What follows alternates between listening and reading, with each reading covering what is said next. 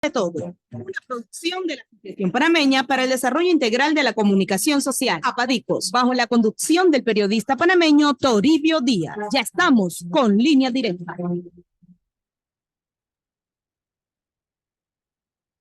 Muy buenas tardes, Panamá. Les saluda a su amigo y servidor Toribio Díaz en una edición más de su programa Línea Directa, aquí por KW Continente, la verdad por encima de todo. Jueves 30 de noviembre, último día del mes, ya entrando diciembre, con mucha información que vamos a estar compartiendo durante la segunda parte en el marco de nuestro noticiero de regreso a casa.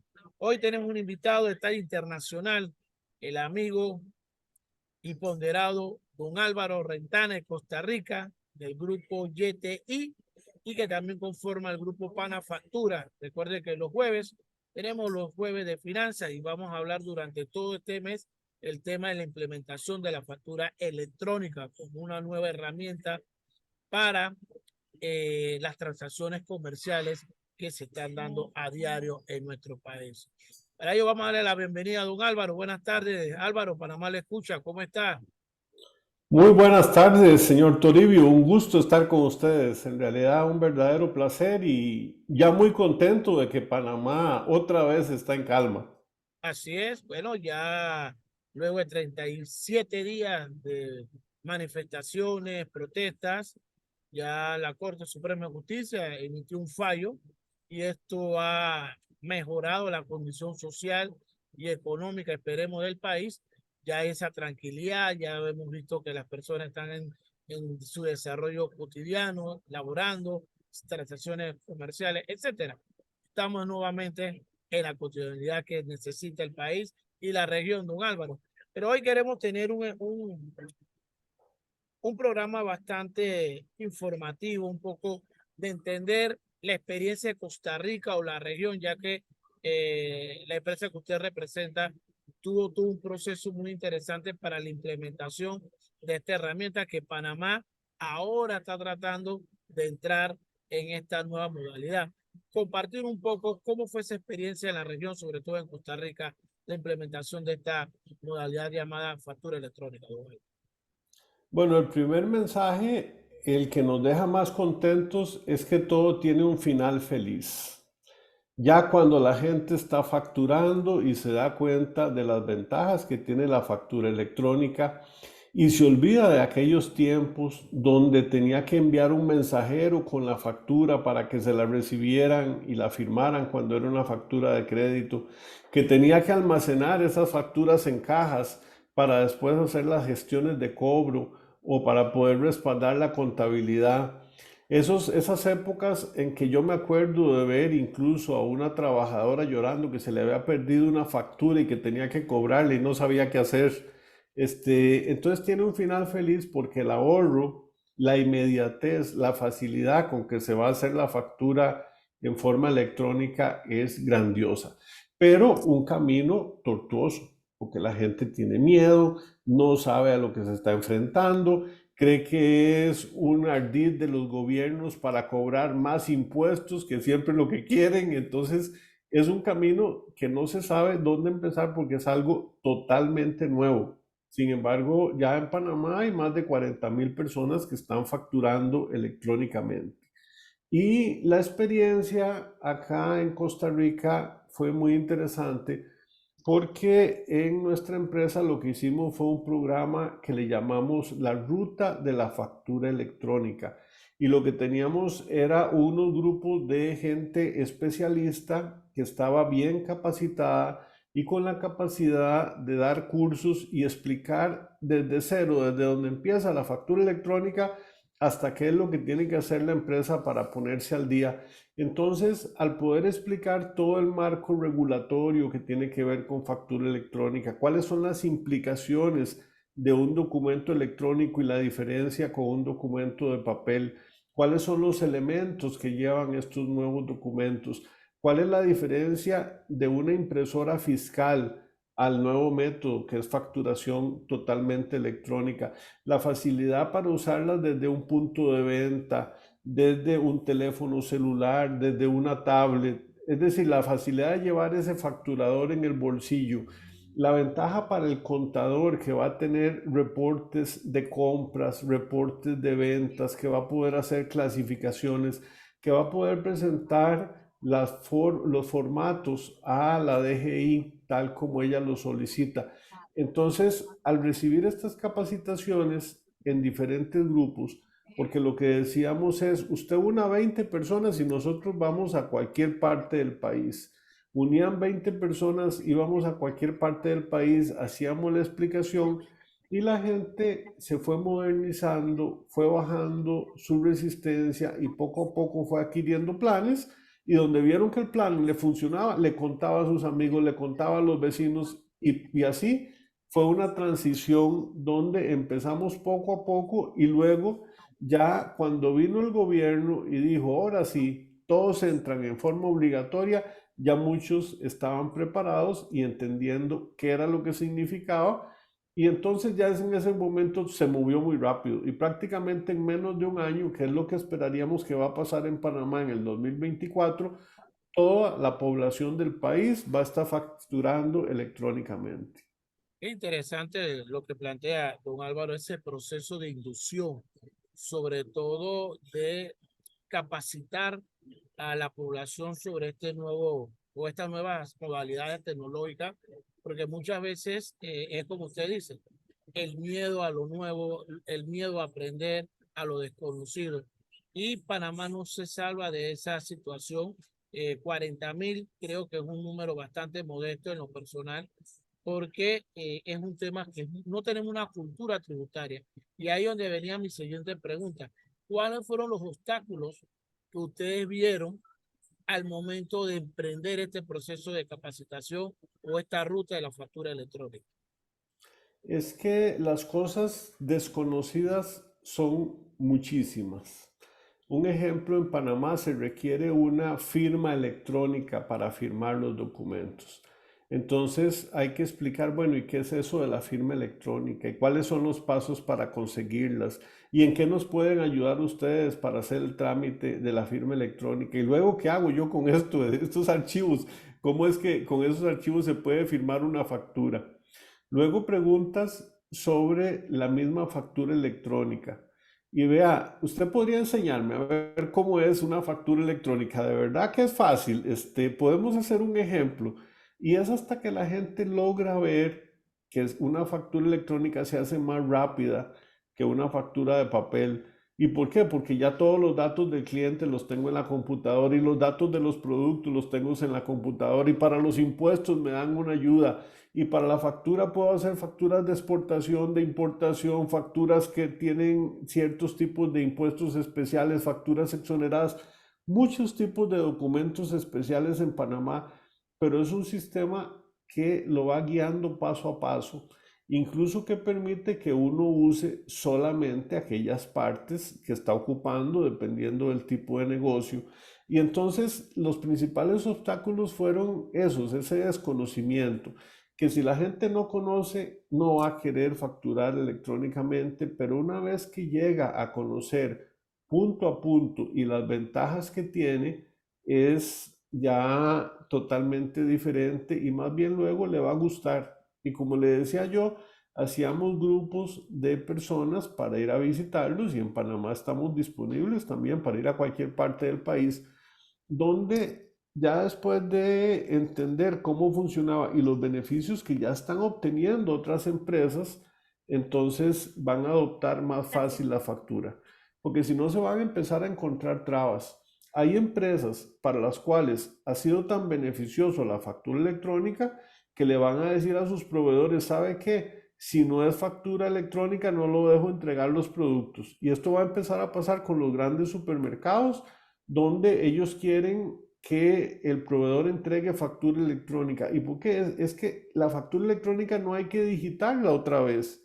Ellos, cuando uno le entrega factura electrónica, de una vez entra a su sistema y le sirve para la recepción de la mercadería, para el control de los precios, para el control de los proveedores, para tener en su sistema de información. Le sirve para tanto que ya pronto van a ver cómo empiezan a obligar a esos pequeños proveedores a que no ocupo de papel, trate de cambiarse electrónico, si no, no le voy a recibir factura.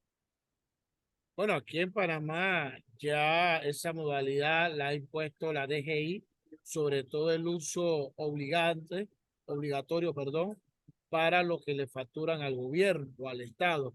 El uso obligatorio a partir del mes de octubre, que fue el término que se venció, para que todo aquel que tuviese alguna transacción con el Estado, en este caso el gobierno, tenía que facturar a través de la facturación electrónica, valga la redundancia. Y ahora, para darle un poco primicia, para el mes de enero del 2024, ya el director de la DGI mencionó, ya creo que usted conoce también la información, de que ya el uso de este mecanismo va a ser de forma obligatoria para todos los comercios que están rigiendo aquí en Panamá. Sin embargo, sabemos que va a haber un proceso también de sensibilización, de capacitación para que las personas, pero sí, coincido totalmente con usted, es un proceso que en el 2024 va a generar mucha demanda porque son muy pocas las empresas que se están dedicando a Panamá en este sentido.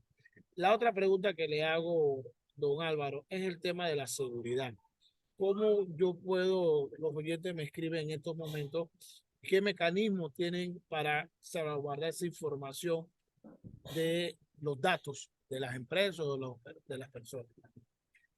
Bueno, la DGI en Panamá ha tomado previsiones muy especiales para salvaguardar la información. Creo que es uno de los países que se ha preocupado más por la seguridad de los datos.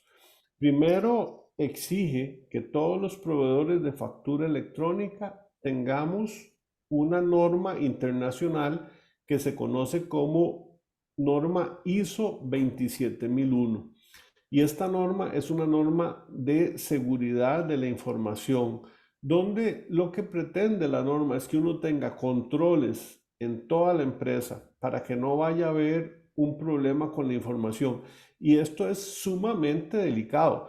Imagínense que uno tiene un negocio y en el negocio imaginemos a alguien de la zona libre de Colón y tiene proveedores internacionales que le venden productos. Le costó años levantar esa lista de proveedores. Posiblemente tuvo que ir a mercados extranjeros como China o Estados Unidos, a ferias, a conseguir proveedores.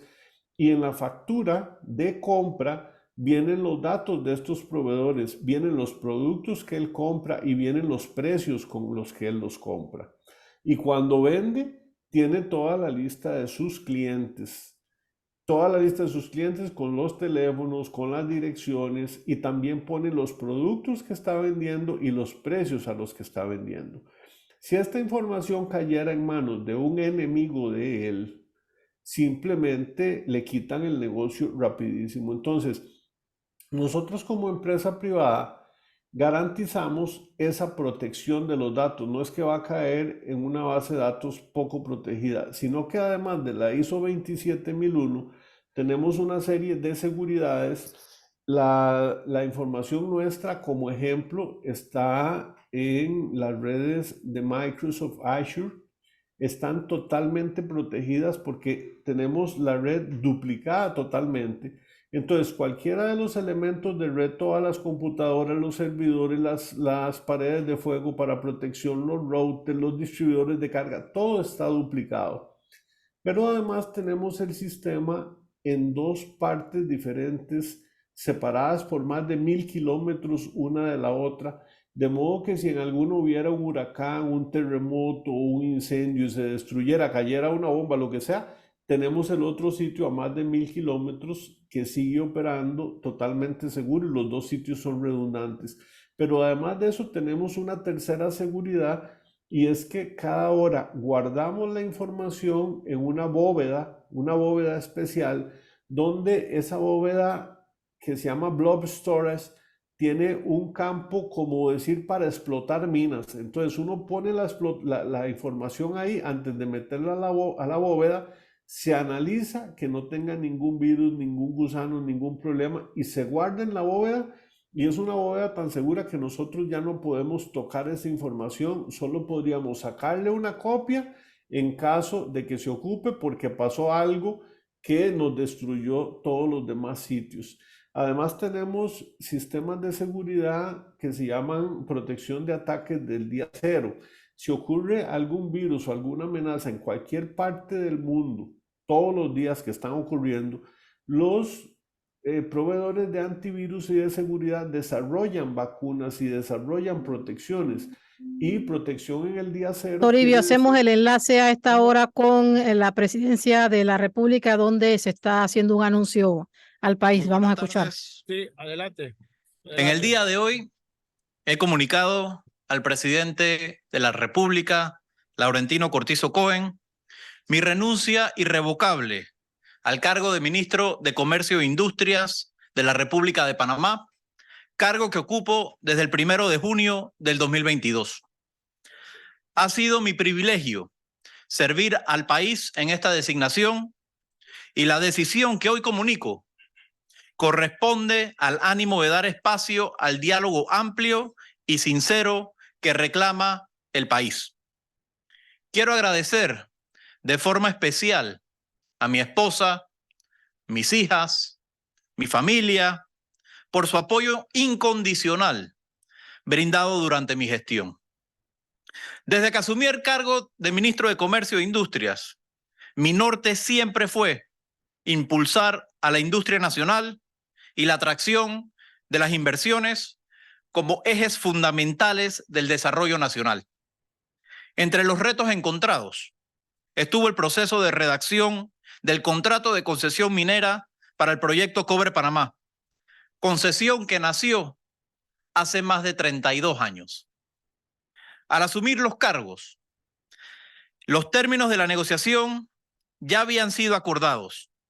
Sin embargo, no se había logrado aún un contrato que reflejase lo pactado y que garantizara los mayores beneficios que recibiría la República de Panamá. Asumimos el reto de forma transparente, conscientes de la importancia histórica, así como de los riesgos que dicho reto implicaba. Sin embargo, debo reconocer el fervor patriótico manifestado en las calles de quienes rechazaron el contrato ley 406. Igualmente, la Corte Suprema de Justicia ya ha declarado la inconstitucionalidad de dicha ley, reafirmando que la justicia independiente es la columna vertebral de nuestra democracia. Debo, sin embargo, reafirmar clara y responsablemente que el fallo de inconstitucionalidad de la Ley 406 podría acarrear graves consecuencias para el país. Dichas consecuencias pudieran ser la pérdida de empleos e inestabilidad económica, arbitrajes internacionales promovidos por los inversionistas, el posible impacto al grado de inversión ya previamente anunciado por calificadoras de riesgo, aumento en tasas de intereses bancarias, incertidumbre sobre el futuro legal de todo tipo de concesiones ya otorgadas en el país, la competitividad de nuestro país para la atracción de inversión extranjera y otros más que han sido ampliamente advertidos y que me siento obligado a reiterar. Quisiera manifestar que el Ministerio de Comercio e Industrias que dejamos queda robustecido con panameños y panameñas preparados y capaces para supervisar los proyectos sometidos a su competencia y para continuar impulsando el desarrollo económico nacional. En ellos deposito mi plena confianza y mi eterno agradecimiento. Con orgullo, me permito resaltar los resultados logrados en el Ministerio de Comercio e Industrias, entre los que se destacan la estrategia comercial de semiconductores, en la cual se logró que Panamá sea uno de 7 países que recibirán apoyo de los Estados Unidos. Cifras históricas en las exportaciones panameñas y acompañamiento histórico al sector exportador. Nuestra defensa a los intereses del sector agroindustrial. La ejecución de la estrategia país en materia comercial dentro del grupo de la Alianza para el Desarrollo de la Democracia y el America's Partnership for Prosperity. Ambas alianzas con el gobierno de Estados Unidos. La creación y seguimiento de programas de apoyo y liderazgo a fin de posicionar nuestras industrias panameñas. Resultados importantes en misiones empresariales de alto nivel y posicionamiento de Panamá en los foros internacionales. La vicepresidencia de la 13ª Conferencia Ministerial de la Organización Mundial de Comercio, que será en febrero del próximo año, entre otros logros. Me despido agradeciendo al presidente y al vicepresidente de la República por la oportunidad que me han dado de servir a nuestro noble país. Muchas gracias. Muchas gracias, señor ministro. A continuación, damos la bienvenida al ministro de Comercio e Industrias designado, Jorge Rivera Staff.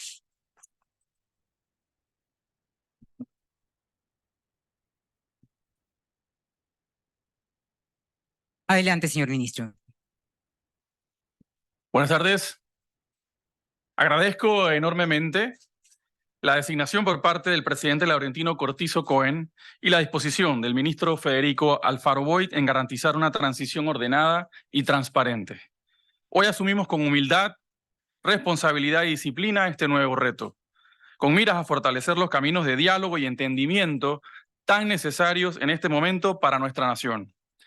Quisiera destacar que el Ministerio de Comercio e Industrias se encuentra evaluando las acciones que le corresponde tomar para acatar la sentencia emitida por el Pleno de la Corte Suprema de Justicia dentro del marco de la estricta legalidad y de una manera segura, para lo cual se estará estableciendo una mesa técnica de coordinación con el Ministerio de Ambiente, el Ministerio de Trabajo y Desarrollo Laboral y el Ministerio de Seguridad. Estaremos informando al pueblo panameño de los avances pertinentes. Muchas gracias. Muchas gracias a usted, señor ministro. Con las palabras del señor ministro de Comercio e Industrias designado, Jorge Rivera Staff, damos por concluido este pronunciamiento. Gracias a todos por su asistencia. Bueno, lo escucharon ustedes aquí en vivo desde la Presidencia de la República, el anuncio de la renuncia del ministro de Comercio, Federico Alfaro, y la designación del nuevo ministro Staff, que acaba de asumir, acaba de salir. Don Álvaro se ha llevado la primicia desde Costa Rica y del foro que viene en febrero. Interesante. Ya tengo que irme al noticiero para darle continuidad. Así pasa en Panamá, todo pasa espontáneo. Estamos en vivo, cadena nacional, y tenemos que irnos al cambio, pero antes, don Álvaro, quisiera que enviara un mensaje que tenemos para el próximo jueves, otra entrega más para darle continuidad, porque queremos que los panameños entiendan que este es un proceso, y dentro de un proceso hay que estar capacitando, orientando y sensibilizando. Y ya para cerrar, don Álvaro, ¿dónde podemos ubicar información de lo que estemos interesados de obtener este servicio de facturación electrónica en Panamá? Bueno, somos Panafacturas, entonces pueden buscarnos en las redes sociales o en internet como Panafacturas y ahí tendrán toda la información. Estamos para servirles. Bueno, aquí conversando desde San José, Costa Rica, don Álvaro Rentana, gerente general de la transnacional YTI y Panafactura aliada de esta transnacional, hablando un poco de la experiencia que tuvo esta transnacional, de cómo implementaron esta modalidad en la región y cómo ahora ellos pueden también entrando aquí en Panamá para orientar, capacitar y promover esta nueva modalidad que trae muchos beneficios tanto al comercio como a individuos. Don Álvaro, mi salud y mi respeto como siempre, quedamos pendientes para una segunda entrega. Ya tiene la primicia. Usted sabe que aquí en nuestro país siempre con noticias interesantes. Muchas gracias por todo, que la pasen muy bien y suerte con esta transición que tiene Panamá en el momento. Cómo no, el control de don Aurelio Ortega, nuestro invitado desde Costa Rica, Álvaro Rentena, y su servidor Toribio Díaz se despide para la próxima semana en otra edición de su programa Línea Directa por KW Continente. La verdad por encima de todo. Bendiciones, saludos. Esto fue Línea Directa, un programa de análisis de opinión de los diversos